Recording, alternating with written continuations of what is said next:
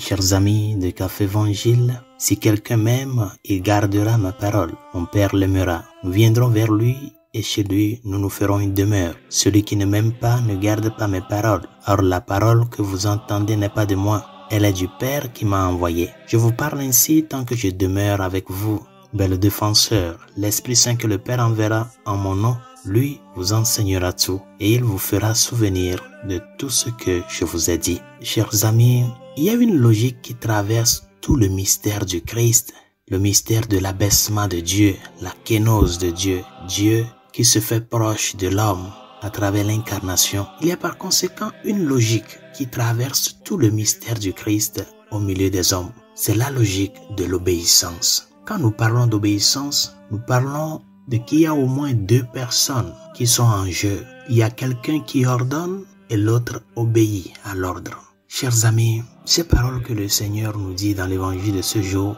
doivent réveiller notre conscience de chrétien. La parole que vous entendez n'est pas de moi, elle est du Père qui m'a envoyé. Et qu'est-ce que l'obéissance? Pourquoi Dieu le Fils est appelé à obéir à Dieu le Père s'ils sont de la même nature? Le Père et le Fils. Parce que justement, l'obéissance se justifie dans le fait que le Fils n'est pas venu par lui-même. Il est envoyé par le Père.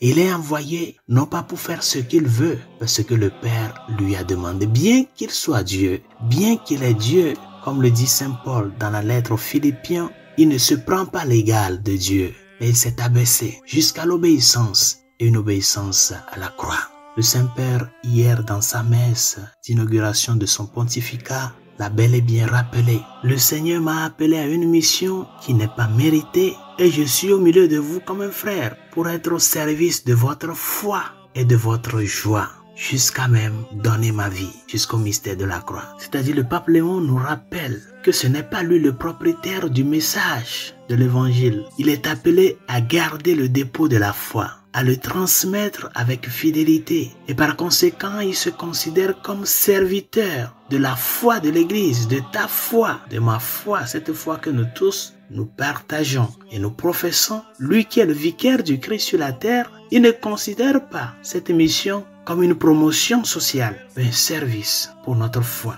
Et comment il va servir notre foi? En nous montrant le vrai chemin, en insistant sur l'évangile, les paroles du Christ, en nous rappelant les mêmes paroles du Seigneur, qui sont ces paroles qui viennent répondre aux questions que l'homme se pose de nos jours. Ce n'est pas quand nous inventons la parole, ce n'est pas quand nous cherchons à tordre le cou à la parole que nous allons répondre aux questions de l'homme d'aujourd'hui. C'est quand nous sommes fidèles à cette parole-là qui est éternelle que nous voyons l'action de Dieu qui dépasse, qui transcende les temps et les espaces, tout en répondant à ces questions-là que nous nous posons. Chers amis, personne d'entre nous n'est le propriétaire du message de l'évangile. Personne n'est le propriétaire de l'œuvre du salut. Si le Fils de Dieu, qui s'est fait homme par amour pour toi et pour moi, lui-même il se considère un envoyé, non pas seulement qu'il se considère, il a conscience de cela, qu'il n'est pas venu faire ce qu'il veut. Et par conséquent, ce qui meut tout le mystère du Christ, c'est l'obéissance. Si lui-même,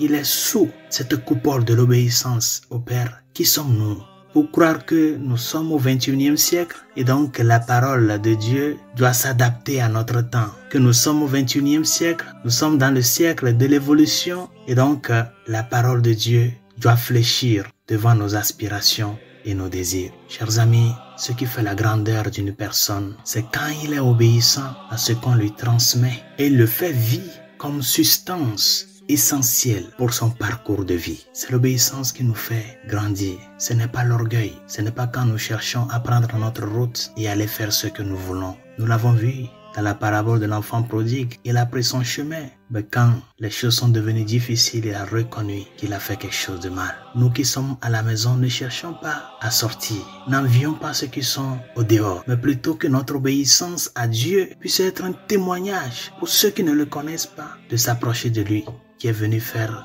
non pas sa propre volonté, mais la volonté du Père, qui veut que tous les hommes soient sauvés et parviennent à la connaissance de la vérité. Que l'Esprit Saint que nous avons reçu nous éclaire sur ces vérités, afin que nous puissions marcher comme des hommes et des femmes nés dans le Christ, qui sont fermes et conscients de leur appartenance à la vraie doctrine et qui s'efforcent au jour le jour de manifester leur gratitude au Seigneur, de leur avoir montré le vrai chemin du salut à travers l'obéissance à sa parole, à son enseignement, à son amour envers nous. Bonne journée, Dieu vous bénisse.